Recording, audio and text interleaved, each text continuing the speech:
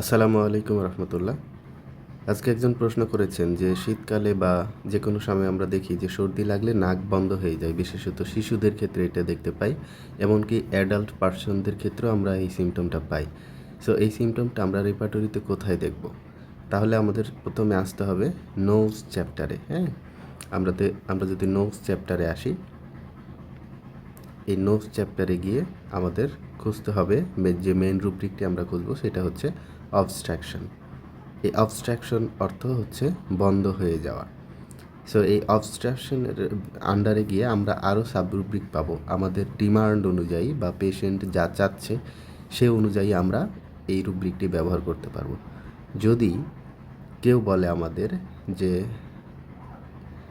আমরা যখন খোলা বাতাসে থাকি তখন আমাদের নাক বন্ধ হয়ে যায়, সেক্ষেত্রে আপনারা যে রুব্রিকটি নেবেন সেটা হচ্ছে এয়ার ইন ওপেন। অর্থাৎ এয়ার ইন ওপেনে বা খোলা বাতাসে গেলে তার সমস্যাটা বেড়ে যাচ্ছে।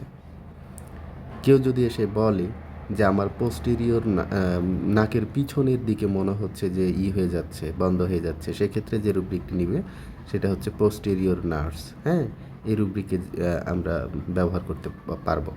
কেউ যদি বলে যে নাকের সামনের দিকের অংশের বন্ধ হয়ে যাচ্ছে, সেক্ষেত্রে যে রুব্রিকটি নেবেন সেটা হচ্ছে অ্যান্টেরিয়র পার্ট। এইভাবে রুট অর্থাৎ নাকের যে রুট আছে এই রুটের ক্ষেত্রে দেখতে পারেন সাইনাসেসগুলো।